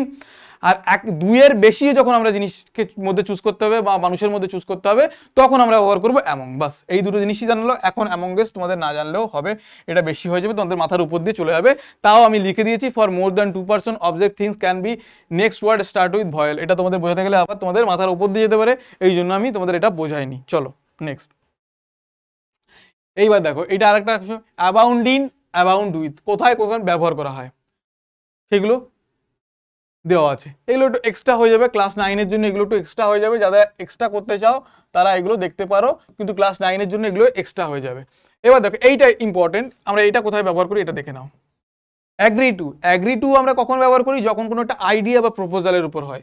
অ্যাগ্রি উইথ হবে তখন যখন একটা পার্সনের সঙ্গে আমরা কোনো এগ্রি করবো বা কিছু করবো, যখন মানুষটা থাকবে পার্সন। আচ্ছা, আর এগ্রি অন কোনো একটা point, I agree on this issue, কোনো একটা একটা পয়েন্টের উপর যখন তুমি ইস্যু করবে বা ইস্যু বা ম্যাটারের উপর যখন তুমি এটা নিজের সম্মতি দেবে, তখন আমরা ব্যবহার করবো এগ্রি অন। তাহলে এগ্রি টু করবে কোথাও একটা আইডিয়ার উপর, যে তুমি একটা ভালো আইডিয়া দিয়েছো, সেটার সঙ্গে তুমি এগ্রি টু করবে, এগ্রি টু। আচ্ছা, এগ্রি উইথ কখন? এগ্রি উইথ আমি রামের সঙ্গে এগ্রি উইথ করি, তাই না? তখন হয়ে যাবে পার্সনের সঙ্গে এগ্রি উইথ। আচ্ছা, এগ্রি ওয়ান কখন? এগ্রি ওয়ানটা হচ্ছে পয়েন্ট, ইস্যু বা ম্যাটার, কোনো একটা ইস্যু বা ম্যাটারের সঙ্গে যখন আমরা এগ্রি করি তখন হচ্ছে এগ্রি অন। বুঝতে পারলাম? তিনটে আলাদা আলাদা জিনিস। নেক্সট দেখো, প্রেফার অ্যান্ড প্রেফারেবল পরে, প্রেফার এবং প্রেফারেবল, প্রেফার এবং প্রেফারেবলের পরে যে শব্দগুলো আমরা ব্যবহার করি সেখানে টু ব্যবহার করি। কোন? ফলোড বাই টু, মানে প্রেফার এবং প্রেফারেবলের পরে যদি কোনো প্রিপোজিশন আমাদের বসাতে হয় তাহলে আমরা কোন প্রিপোজিশন বসাবো? টু। এগুলো এক্সেপশন নিয়ম, এগুলো কিন্তু লিখে রাখো। এই দেখো 1 2 3 করে লিখে রেখেছি। 2 নম্বর দেখো, ডেসপাইট, ভালো করে দাগ যাচ্ছি। Despite, emphasis, consider, call, fail, told, comprise, resemble, accent আর ওয়েটিং, এইগুলোর পরে নো প্রিপোজিশন, মানে এর পরে কোনো রকম কোনো প্রিপোজিশন হবে না। ইয়েস মাই ডিয়ার স্টুডেন্ট, এই শব্দগুলোর পরে কোনো রকম কোনো প্রিপোজিশন হবে না, ভালো করে লিখে রাখো। No preposition is used after this word, এই শব্দগুলোর পরে কোনো প্রিপোজিশন হবে না। দেখো, addicted, adjacent, belong, prone, harmful, injurious, এই যে শব্দগুলো আমি লিখেছি প্রত্যেকটাই, এগুলো প্রত্যেকটার পরে কি বসবে? Followed by to. এটা স্যার কি পড়াচ্ছেন স্যার? এইভাবে তো কেউ পড়ায়নি। এটা পড়াচ্ছি আমরা অ্যাপ্রোপ্রিয়েট প্রিপোজিশন, মানে কোনো নির্দিষ্ট কিছু শব্দের পরে কোনো নির্দিষ্ট প্রিপোজিশনই বসে, সেটাকে বলে অ্যাপ্রোপ্রিয়েট প্রিপোজিশন। তার মানে আমরা কি বলবো? অ্যাডিক্টেড শব্দটা যখনই থাকবে অ্যাডিক্টেড টু হবে, adjacent to, belong to, this book belong to Ram. আচ্ছা, prone to, harmful to, injurious to, বারবার শব্দটা শোনো, ইনজুরিয়াস টু হেলথ, তাহলে ইনজুরিয়াসের পরে টু বসে, সেটা মনে রাখতে হবে। তারপর দেখো অ্যাডিক্টেড টু, তাহলে he is addicted to phone, তাহলে অ্যাডিক্টেড টু, অ্যাডিক্টেডের পরে টু বসে, এইটা তোমাদের মনে রাখতে হবে। বুঝতে পারলাম? চলো তারপরে দেখো, knock, knock at, mock at, stair at, লাফ at, gauge at, shock at, surprise, amazed at, তাহলে এই সমস্ত শব্দের পরে কোন প্রিপোজিশনটা বসে? Appropriate preposition at. যখন এই নিয়ে তোমাদের লাইভ ক্লাস করাবো তখন কিন্তু এগুলো সমস্ত কিছু আরো ধরে ধরে আর বেশি প্র্যাকটিস করাবো। এবার দেখো, হয়ে গেল। এইটা হচ্ছে এক্সেপশন রুল ফর ক্লাস 12, এইটা অ্যাডভান্স লেভেলের, এটা তোমাদের যেতে হবে না। নেক্সট, এইবার আমরা প্র্যাকটিস। তাহলে কতগুলো নিয়ম আমি তোমাদের লিখে দিলাম, কোথায় কোথায় প্রিপোজিশন বসে আমরা করলাম, কোথায় কোথায় কোন শব্দগুলো ব্যবহার করতে হবে, কোন শব্দের পরে কোন পার্টিকুলার প্রিপোজিশন বসে, কার পরে প্রিপোজিশন বসে না, সেইগুলো সমস্ত আমরা ডিসকাস করলাম। এবার বেসিক তোমাদের যে কোশ্চেনগুলো আসবে সেগুলো দেখো। এগুলো একটু ভালো করে ছবির মাধ্যমে তোমাদের বোঝানোর চেষ্টা করি। ছবিটা দেখতে পাচ্ছ, একটা বাক্সের উপরে রয়েছে আপেল, তাহলে আমরা এখানে কি ব্যবহার করেছি? ওয়ান। আচ্ছা, বাক্সটার মধ্যে যখন রয়েছে তখন আমরা ইন ব্যবহার করেছি। আচ্ছা, বিসাইড, এই যে বিসাইড ব্যবহার করেছি। নেক্সট টু, পাশে যখন রয়েছে, বাক্সটার পাশে যখন রয়েছে তখন আপেলটা রয়েছে, তখন আমরা ব্যবহার করেছি বিসাইড। আর বিসাইডস মানে কি? অ্যাডিশনাল, সেটা কিন্তু আলাদা। বিসাইডস মানে আলাদা, সেটা বলেছিলাম তো। চলো তারপর দেখো, ইন ফ্রন্ট মানে সামনে, যখন বাক্সটার সামনে যখন রয়েছে তাহলে in front of, in front of মানে সামনে। বাক্সটার পেছনে রয়েছে মানে কি? বিহাইন্ড, বিহাইন্ড রয়েছে। তারপর দেখো, দুটোর মধ্যে যখন থাকে তখন আমরা কি বলেছিলাম? বিটুইন। আর দুটোর বেশি হয়ে গেলে তখন কি? অ্যামং। তাহলে দুটোর মধ্যে যখন রয়েছে, এই দুটো বাক্সের মধ্যে আপেলটা রয়েছে, তাই between the two box, between the two box. বোঝা গেছে? আচ্ছা আচ্ছা, থ্রু, দেখুন থ্রু যখন কি? Through the canal, canal through, একটা মানে সি থ্রু মানে পাস করে যাচ্ছে, যখন যায় মাঝে হোল্ড রয়েছে, পাস করে যাবে, আপেলটা থ্রু দিয়ে যাচ্ছে, ভিতর দিয়ে চলে যাচ্ছে, তাহলে এই জন্য থ্রু। আন্ডার মানে ঠিক নিচে রয়েছে, এই জন্য আপেলটা তাই আন্ডার। আচ্ছা, অ্যারাউন্ড, বাক্সটাকে ঘিরে রয়েছে, অ্যারাউন্ড মানে চারিদিকে ঘিরে রয়েছে, তাই ব্যবহার করা হচ্ছে অ্যারাউন্ড। ছবিগুলোর মিনিংগুলো স্পষ্ট, তার সঙ্গে প্রিপোজিশনগুলো স্পষ্ট। চলো নেক্সট দেখো,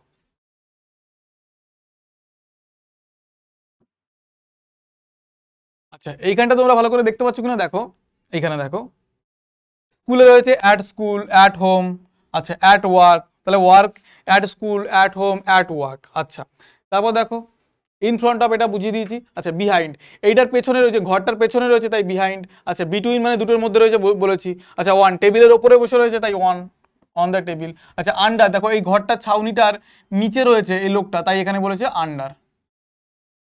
আচ্ছা এইটার দেখো সোফাটার পেছনে এই মাউসটা রয়েছে মানে বিড়ালটা রয়েছে তাই এখানে দেখো বিহাইন্ড। আচ্ছা আর দেখো, আর দেখো অ্যাট দ্য জু, কোনো পার্টিকুলার জায়গা, অ্যাট দ্য সিনেমা, সিনেমা হলে রয়েছে তাই অ্যাট দ্য জু, জু এর মধ্যে রয়েছে তাই অ্যাট দ্য জু। আচ্ছা দেখো বোঝা যাবে, অ্যাট স্কুল, অ্যাট হোম, ছবির মাধ্যমে জিনিসটা ক্লিয়ার। চলো নেক্সট দেখো, এইবার দেখো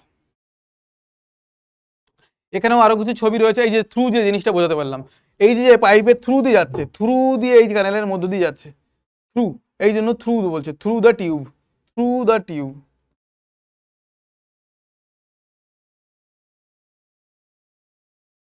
আচ্ছা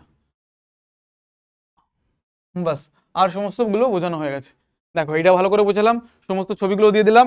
এইবার দেখো, এইবার এখানে কিছু প্র্যাকটিস করার জন্য বলো তো এখানে কি হবে, the cat is dash the box, কোনটা হবে, between the box, behind the box, on the box, under the box, in front the box, এটা রয়েছে। তাহলে কি হবে বলো, আন্ডার দ্য বক্স, এটা তো সোজা, আন্ডার দ্য বক্স, বক্সের নিচে রয়েছে। ছবিটা দেখে একদম বাচ্চাদের যেমন করায় সেইভাবে তোমাদের করাচ্ছি। The bird is dash the box, দুটোর মধ্যে রয়েছে, দেখো বার্ডটা দুটো বাক্সের মধ্যে রয়েছে, তাহলে কি হবে, বিটুইন, বিটুইন দ্য বক্স, তাই না? আচ্ছা আর কি রয়েছে, ওপরে, দ্য বার্ড ইজ, এটা দেখো ওপরে রয়েছে, তাহলে এটা কি হবে, অন দ্য বক্স। আচ্ছা সামনে রয়েছে, সামনে যখন রয়েছে তাহলে ইন ফ্রন্ট অফ। আচ্ছা তাই তো। আচ্ছা হুম বাস, তাহলে এইটা হচ্ছে লাস্টের, এটা স্পষ্ট নয়, বোঝা যাচ্ছে না, এই জন্য এটা করালাম না। চলো আচ্ছা এটা তো বিহাইন্ড, এটার পিছনে রয়েছে তাই বিহাইন্ড দা। চলো তাহলে এই শব্দগুলো সিমিলারিটি দিয়ে বুঝতে পারলে কিভাবে কি শব্দ, এটা দেখা যাচ্ছে কি, স্পষ্ট দেখা যাচ্ছে কি, যদি দেখা না যায় আমি তো তাও বোঝালাম জিনিসপত্রগুলো আজ অ্যাকচুয়ালি কিভাবে হয়। এই হচ্ছে আমাদের প্রিপোজিশনের ক্লাস ছিল। এইবার দেখো আমরা নাউন করব, খুব ইম্পর্টেন্ট জিনিস নাউন।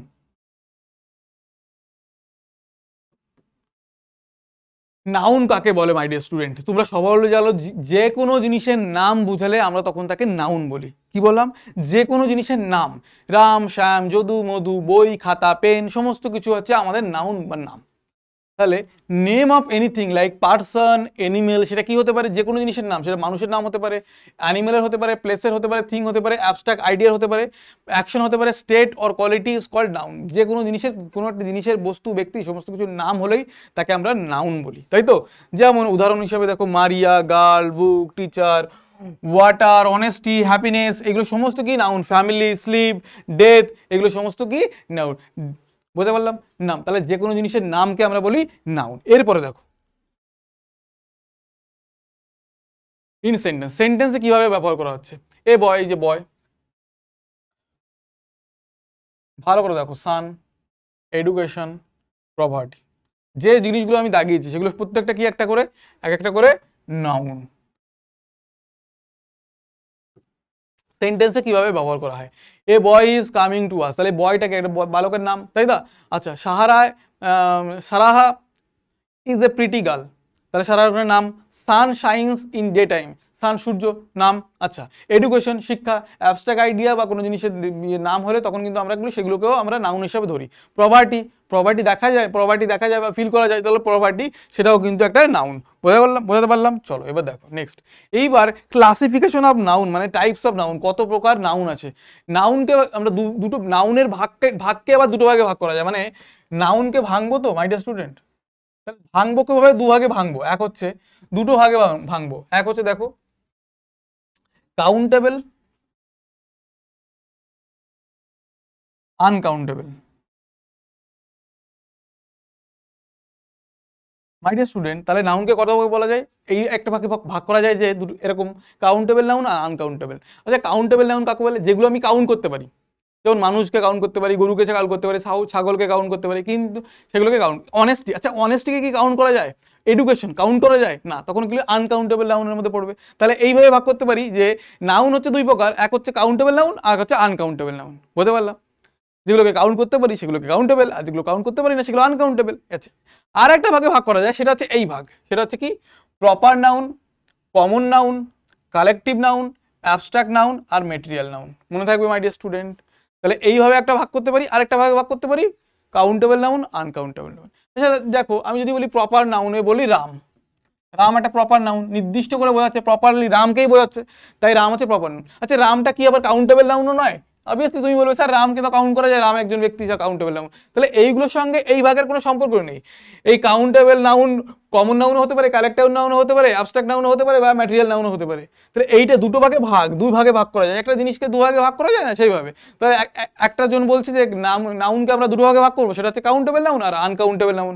যেগুলো কাউন্ট করতে পারি সেগুলোকে কাউন্টেবল, আর যেগুলোকে কাউন্ট করতে পারি না সেগুলোকে আনকাউন্টেবল। এটা একটা ভাগ। আর একজন বিজ্ঞ মানুষ বললো না, কাউন্টেবল আর আনকাউন্টেবল বড্ড সোজা ভাগ করা হচ্ছে, আমি একটু জটিল ভাগে ভাগ করব। তাহলে নাউনকে আমরা পাঁচটা ভাগে ভাগ করবো। কি কি সেটা? Proper noun, common noun, collective noun, abstract noun, material noun. মনে থাকবে, ভালো করে বোঝো। Proper noun, common noun, collective noun, abstract noun আর ম্যাটেরিয়াল নাউন। এবার স্যার কোনটা কি, প্রপার নাউন কি, আস্তে আস্তে করে সব যাবো। এবার দেখো ছবির মাধ্যমে তোমাদের দেখিয়েছি, ছবির মাধ্যমে দেখো এই জায়গায় ছবির মাধ্যমে তোমাদের ব্যাপারটা বুঝিয়েছি। কাউন্টেবল আনকাউন্টেবল এখানে দিয়ে দিয়েছি সব। নাউনকে যে দুটো ভাগে ভাগ করা যায়, এটা কাউন্টেবল আনকাউন্টেবল, আর এইদিকে দেখো এই যে পাঁচটা ভাগে ভাগ করা যায়।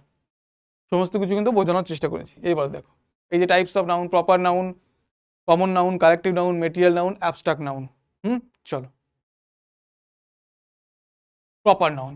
Proper noun is the name of some particular person, place or thing. Proper noun হচ্ছে সেই সমস্ত যেগুলো কোনো একটা পার্টিকুলার প্লেস, থিংস অর পার্সনের নাম বোঝাবে। যেমন রাম, রহিম, যেমন একটা উদাহরণ দিচ্ছি, Sunny is a smart boy, Sunny is a smart boy. তাহলে এখানে সানি পার্টিকুলারলি বলছি, সানিকে কি বলছি, Sunny is the name of a particular boy, এই জন্য এটাকে হচ্ছে কি প্রপার নাউন।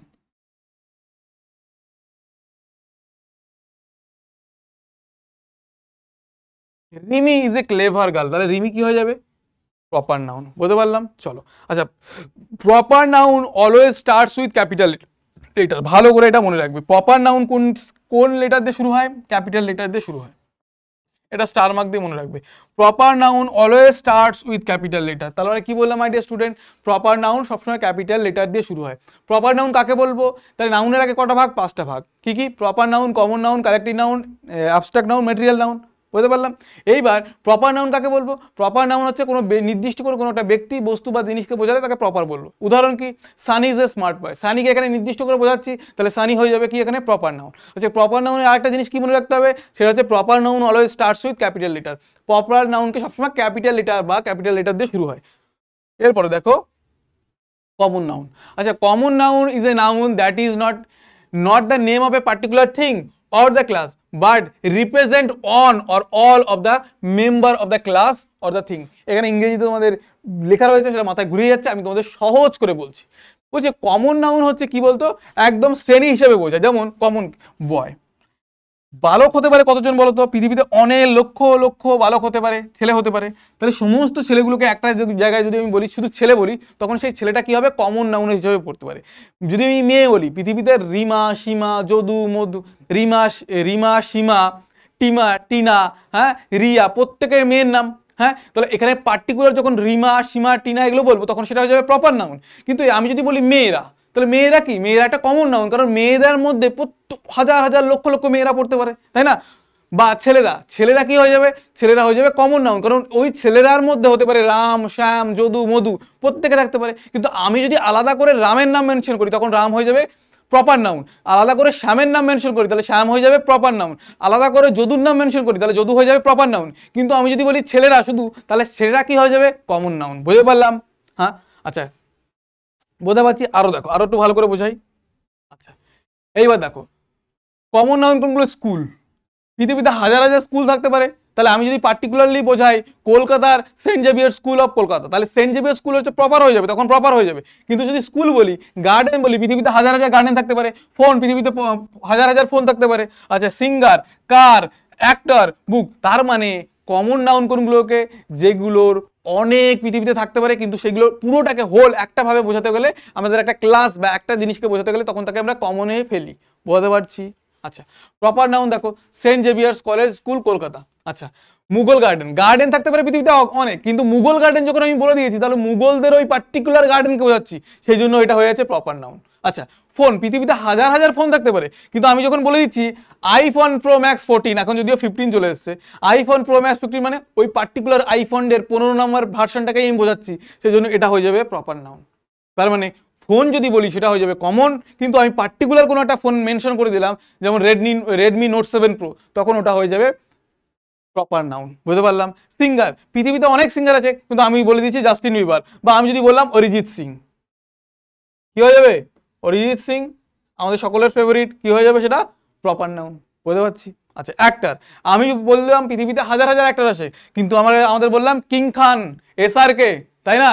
SRK আমাদের সকলের প্রিয় SRK, যার জওয়ান এসছে। তাহলে পার্টিকুলার যদি পৃথিবীতে হাজার হাজার অ্যাক্টর থাকতে পারে, কিন্তু আমি পার্টিকুলার যদি একজনের নাম বলি, যাকে বলে গ্লোবাল স্টার, আমাদের most famous Indian in the world, SRK, Shahrukh Khan যাকে আমরা বলি, তখন আমরা কি বলবো? তখন আমরা তাকে প্রপার নাউন। আচ্ছা, বুক, বলো পৃথিবীতে অনেক বই থাকতে পারে, কিন্তু আমি যদি বলি দ্য অ্যালকেমিস্ট, পার্টিকুলারলি তাহলে অ্যালকেমিস্ট বইকে বোঝাবে, বা আমি যদি বলি বুক অফ ক্লাস 9 বইটা, তখন তোমাদের বইটাকে বোঝাবে। বোঝাতে পারছি? বোঝাতে পারলাম ডিফারেন্সটা, কমন নাউন আর প্রপার নাউনের মধ্যে ডিফারেন্সটা কোথাও নিশ্চয়ই কোনো কনফিউশন নেই। চলো এগিয়ে যাওয়া যাক। দেখো এবার দেখো অ্যাবস্ট্রাক্ট নাউন। আচ্ছা, অ্যাবস্ট্রাক্ট নাউন কাকে বলে এটা ভালো করে বুঝবে। অ্যাবস্ট্রাক্ট নাউন হচ্ছে সেই সমস্ত নাউন যেগুলোকে আমরা চোখে দেখতে পারি না, কিন্তু ফিল করতে পারি। যেমন আমি বলি হ্যাপিনেস, হ্যাপিনেস কি তুমি চোখে দেখতে পাও? না, আমরা হ্যাপিনেস ফিল করতে পারি। পেইন, পেইন কি আমরা চোখে দেখতে পাই? না, যন্ত্রণাটা অনুভব করতে পারি, তাই না? যেমন লাভ, কেউ যদি তোমাকে ভালোবাসে সেটাকে অনুভব করতে পারি। বা ফ্রেন্ডশিপ, বন্ধুত্ব, জিনিসটা কি চোখে দেখা যায়? না, সেটাকে অনুভব করতে হয়, বুঝতে হয়, তাই না? ফিল করতে হয়। তাহলে সেই সমস্ত ওয়ার্ড, হেলথ, ওয়েলথ, আচ্ছা চাইল্ডহুড, আচ্ছা আর কি বলে যখন ব্রেভারি, লাভ, হ্যাপিনেস, অ্যাঙ্গার, এক্সাইটমেন্ট, এইগুলো সমস্ত জিনিস হচ্ছে অ্যাবস্ট্রাক্ট নাউন। অ্যাবস্ট্রাক্ট নাউন হচ্ছে যেগুলো আমরা চোখে দেখতে পারি না, কিন্তু ফিল করতে পারি বা অনুভব করতে পারি, সেগুলোকে বলে অ্যাবস্ট্রাক্ট নাউন। বুঝতে পারছি? এরপর আরেকটা কি থাকে? মেটেরিয়াল নাউন আর কালেকটিভ নাউন্স, তাই তো? Material nouns are collective nouns, এই দুটো থাকে। আচ্ছা, মেটেরিয়াল নাউন, মেটেরিয়াল নাউনটা বলে দিই একবার। মেটেরিয়াল নাউনটা হচ্ছে কোনটা? মেটেরিয়াল হচ্ছে, ধরো এই যে আমার সামনে রয়েছে এই পেন, এই পেনটা, সে পেনটা যে জিনিসটা দিয়ে তৈরি সেটা হচ্ছে তার মেটেরিয়াল। মানে আমি এই জামাটা পরে রয়েছে, এই জামাটা কি দিয়ে তৈরি? সুতো, সুতো দিয়ে হচ্ছে তৈরি, সুতো। তাহলে সুতোটা কি নাউন হয়ে যাবে? Material noun. আচ্ছা, এই পেনটা প্লাস্টিক দিয়ে তৈরি, পেনটা প্লাস্টিক দিয়ে ধরে নিলাম, পেনটা প্লাস্টিক দিয়ে তৈরি, তাহলে প্লাস্টিক, তাহলে এই প্লাস্টিকটা কি হয়ে যাবে? এর মেটেরিয়াল। এটা তো একদমই সোজা। আচ্ছা, হ্যাঁ, ধরে আমি দিলাম তোমার একটা চেন তৈরি, সোনার চেন, সেটা সোনার চেনটা কি দিয়ে তৈরি? গোল্ড দিয়ে তৈরি, সোনার চেন গোল্ড, তাহলে গোল্ডটা হয়ে যাবে কি? মেটেরিয়াল। গোল্ড হচ্ছে মেটেরিয়াল নাউন। আচ্ছা, আমি বললাম তোমার একটা হাত ঘড়ি আছে, যেটা কি দিয়ে? প্লাস্টিক বা তার দিয়ে তৈরি, ধরো আমি তো তার টিন দিয়ে তৈরি, ধরলাম টিন দিয়ে তৈরি, টিনের ঘড়ি স্যার, টিনের ঘড়ি, আচ্ছা টিনের ঘড়ি, তাহলে টিনটা কি হয়ে যাবে?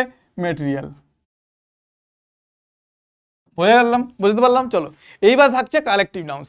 কালেকটিভ, কালেকশন, আমরা একসঙ্গে যখন একটা ঝুন্ড বা একসঙ্গে মিলে বলি সবকটাকে, হ্যাঁ, আমি বললাম collection of books, collection of pen, collection of lipstick, collection of sari. এই যে আমরা কালেকশন কখন বলি? যখন আমাদের শাড়ির মধ্যে অনেক রকম কালেকশন থাকে, বা কালেকশন অফ জামা কাপড়, আমাদের অনেক জামা কাপড় আছে। তাহলে কালেকটিভ কখন আমরা ব্যবহার করি? যখন একসঙ্গে ব্যবহার করি। যেমন কি উদাহরণ দিয়ে বোঝাচ্ছি, দেখো বলছে এ ফরেস্ট অফ ট্রিজ, গাছ, এক বনে অনেক গাছ থাকে, তাহলে আমরা যখন কি বলি? এক বন গাছ রয়েছে, তাহলে এ ফরেস্ট অফ ট্রিজ। তারপর দেখো এ গ্যাগেল অফ গিস, একসঙ্গে অনেকগুলো যখন হাঁস আসছে তখন কি বলছে? এক গ্যাগেল অফ গিস। তাহলে এই গ্যাগেলটাকে ইউজ করছি আমরা কি? একসঙ্গে ওই ঝুনটাকে বোঝানোর জন্য। আর কি দেখো, ভালো করে দেখো, earns, ants, and army of earns, মানে এক গাদা যখন আর্নস বা পিঁপড়েরা থাকে তখন সেই ঝুনটাকে, পিঁপড়ের দলকে বোঝাতে গেলে আমরা কি বলি? An army of earns. বাবা, পিঁপড়েদের আর্মি স্যার? হ্যাঁ, এই ভাই শব্দ পিঁপড়েদের ব্যবহার করা হয়, কি হয়? An army of earns. আচ্ছা, তোমাদের কিভাবে পরীক্ষায় দেবে? তোমাদের বলবে স্যার আর্নসের জন্য কোন কালেকটিভ নাউন্সটা ব্যবহার করবে? তোমরা বলবে sir an army of earns, তাই তো? আচ্ছা, আর কি আছে দেখো, আর কি আছে? আচ্ছা, বুকেট, তোমরা তো এটা জানো, আমরা কোথাও বুকে নিয়ে যাই, ফুলের তোড়া, তাহলে আমরা কি ফুলের তোড়া যখন কালেকশন একসঙ্গে অনেকগুলো ফুল দিয়ে একটা তোড়া বানানো হয়, যখন ফুলের তোড়াটাকে আমরা কালেকটিভ নাউন হিসেবে ব্যবহার করি তখন আমরা কি বলি, এ বুকেট অফ ফুল, মানে এই বুকেট অফ ফুল কি বলছি, এই বুকেট অফ ফ্লাওয়ার্স, এই বুকেট অফ ফ্লাওয়ার্স। আচ্ছা দেখো এ জার অফ পানি, আচ্ছা এ ক্যান অফ, আচ্ছা এ সেট অফ বুকস, দেখো এক সেট বুক, একটা বইয়ের মধ্যে অনেকগুলো বই রয়েছে একটা সেটের মধ্যে, এই সেটের মধ্যে, তাহলে আমরা কি বলি এ সেট অফ বুকস, তাই না? এ ক্যাটালগ অফ নোটস, এরকম করে আমরা কিন্তু ইউজ করি। আর কি আছে দেখো, রাজা, বাবর হলো আবার জ্বর সারলো ঔষধে, আমরা কি বলি মুঘল ডাইনেস্টি, তাহলে কি একটা রাজার যে সম্পূর্ণ পরিবার, রাজার যে রাজত্বর কাল সেটাকে পূর্ণ নির্ণয় করার জন্য আমরা কি শব্দ ব্যবহার করি, ডাইনেস্টি, এই ডাইনেস্টি অফ কিংস, তাহলে এ ট্রাইব অফ নেটিভ। আর কি আছে দেখো, আর কি আছে, আর কোনটা, আচ্ছা এ প্রাইড অফ লায়ন্স, মানে একসঙ্গে অনেকগুলো লায়ন্সকে আমরা যখন ব্যবহার করি বা লায়ন্সকে আমরা চিহ্নিত করি, যখন দেখা যাচ্ছে কিনা দেখি, কালিটা চেঞ্জ করে দিই, দেখো a pride of lions, a pride of lions, pride of lions. আচ্ছা আর কি তো বললাম, a dynasty of kings, dynasty of kings, বলতে পারলাম। A bevy of girls, a bevy of girls, একসঙ্গে অনেকগুলো গার্লসকে বোঝাতে গেলে তখন আমরা কি শব্দ ব্যবহার করি, বেভি, বিই ভি ওয়াই, এই ছিল। তাহলে আমরা নাউন্স পড়লাম, নাউনে কটা ভাগ, কাউন্টেবল আর আনকাউন্টেবল। কাউন্টেবলে যেগুলো আমরা কাউন্ট করতে পারি সেগুলো কাউন্টেবল, যেগুলো আমরা কাউন্ট করতে পারি না সেগুলো হচ্ছে আনকাউন্টেবল। আর কি বললাম, proper noun, common noun, material noun, collective nouns, আর কি বললাম, কালেকটিভ নাউন্স, আর একটা কিছু বাকি যাচ্ছে, common noun, proper noun, abstract noun. হ্যাঁ, টোটাল 5টা নাউন আমরা পড়লাম, সেই জিনিসগুলো আমরা বুঝে নিলাম। আশা করি তোমাদের এই যে ক্লাসটা আমরা করালাম, একটু লম্বা ক্লাস হয়ে গেল, কিন্তু ধরে ধরে জিনিসগুলো করালাম, কোথাও কোনো ডাউট থাকলো কিনা বা কোথাও বুঝতে অসুবিধা হলে কমেন্ট বক্সে অবশ্যই জানাও তোমাদের ক্লাসটা কেমন লাগলো। আর নেক্সট কোন ক্লাসটা তোমরা গ্রামারের কোন ক্লাসটা বেসিক টু অ্যাডভান্স চাও সেটা কিন্তু তোমরা কমেন্ট বক্সে কিন্তু জানাতে পারো, তাহলে আমরা সেই ক্লাস অবশ্যই নিয়ে আসবো। তাহলে দেখা হচ্ছে পরের ভিডিওতে, ততক্ষণ সবাই তোমরা ভালো থেকো, সুস্থ থেকো, keep loving and keep watching PW Bangla. Thank you.